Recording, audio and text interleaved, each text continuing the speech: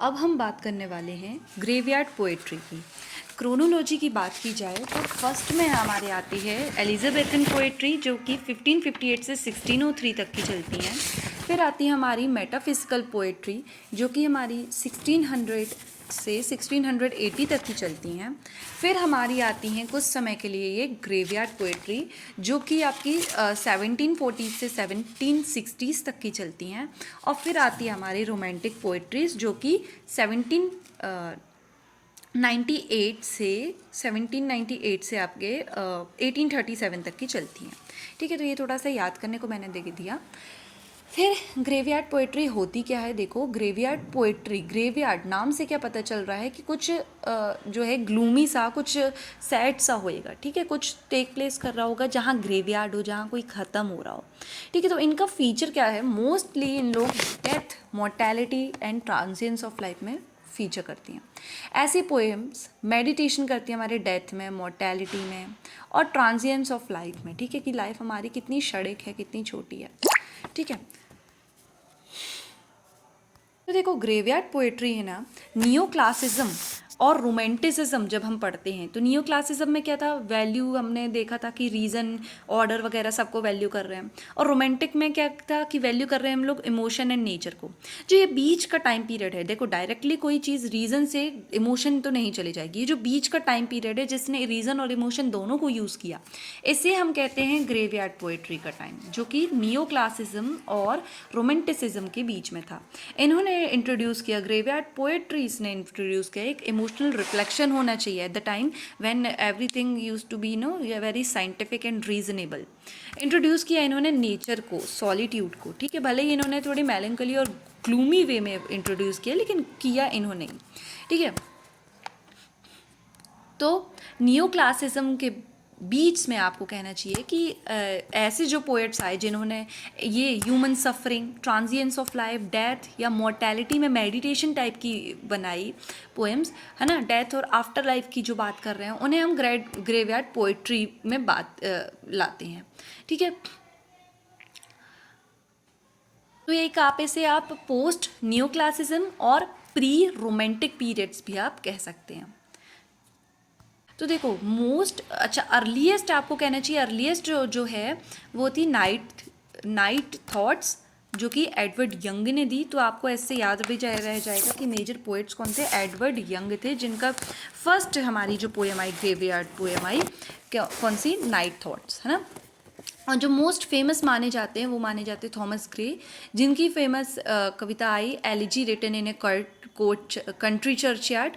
ठीक है, जिन्होंने क्या लिखा था, ऑर्डिनरी लोगों के लाइफ के बारे में लिखा था, जो इनके पास टैलेंट तो होता लेकिन अपॉर्चुनिटी नहीं होती। इक्वालिटी की बात की कि डेथ में सबकी इक्वालिटी होती है, कोई राजा कोई रंक नहीं, सबको 6 फुट का आपको ताबूत मिलना है ना। फॉरगॉटन पीपल की बात करी जिनको बरी कर दिया जाता है। ऑर्डिनरी विलेजर्स की बात करी, ठीक है, जो कि इतने फेमस नहीं रहते हैं, है ना। तो थॉमस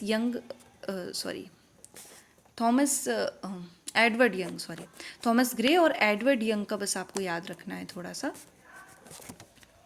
देखो अब दोनों ही पोएम में आप नोटिस करो, एक तो है नाइट थॉट्स, इसमें नाइट की बात की गई है ना, नाइट कैसी होती है, लोनली होती है, तो ऐसे ऐसे आपको लिख देना है ना, लिख सकते हो।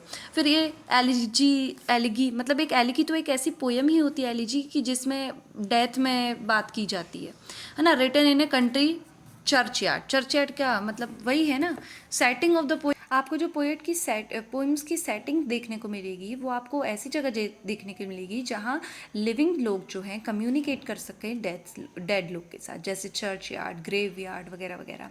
समझ में आ रही है आपको बात। और टोन कैसी रहेगी पोएम्स की, मेलेकली, मतलब कि बहुत सैड रहेगी, सोम्बर रहेगी, डीपली रिफ्लेक्टिव रहेगी, क्योंकि मेडिटेशन करेंगे हम, इमोशन आ रहे हैं यहाँ पे। ठीक है, आपको कहना चाहिए। फिर हिस्टोरिकल बैकग्राउंड हमने देख लिया कि कैसे इसने इंट्रोड्यूस करवाया क्या, इमोशनल रिफ्लेक्शन एंड हमारा interest in nature and solitude को। ठीक है, इमर्ज कैसे हुई, रिएक्शन अगेंस्ट नियो क्लासिज्म, है ना, जो कि बैलेंस, लॉजिक, रीज़न, एक्सपेरिमेंट की बात करता है।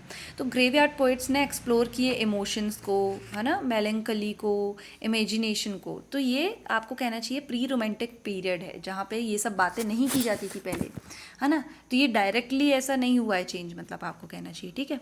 और सोशल अवेयरनेस भी एक बहुत बड़ा मुद्दा था। देखो, उस टाइम में इंग्लैंड में बहुत ज़्यादा इनइक्वालिटी चलती थी सोशली, है ना।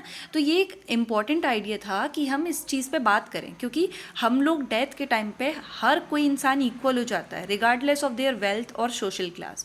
दैट्स वाई इंट्रोड्यूसिंग दिस और making everyone aware of this death वाला topic was very important, so that is why it was originated. Now features क्या रहेंगे, थीम क्या रहेगी, डेथ और मॉर्टेलिटी, है ना, कि डेथ कितनी इनेविटेबल है, मतलब हम उसको इनवाइट भी नहीं करते, हम उसको पीछे भी नहीं छोड़ा सकते।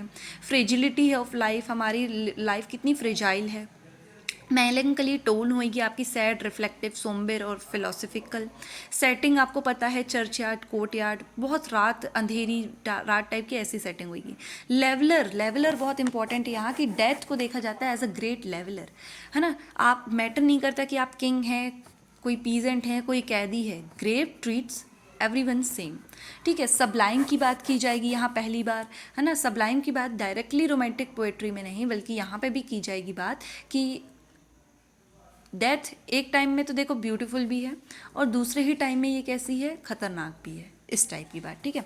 सॉलिट्यूड एंड नेचर में रखी जाएगी, ठीक है। तो ये हो गया, तो ये था हमारा पूरा ग्रेवयार्ड पोएट्री का, बहुत छोटा है लेकिन देखो ये इतना ही है ना, क्योंकि टाइम पीरियड भी बहुत छोटा रहा है ना, 1740 से 1760 में। तो आप इसको एलाबरेट करके लिखना पड़ेगा आपको, बस फर्स्ट याद रखना, नाइट थॉट्स एंड रॉबर्ट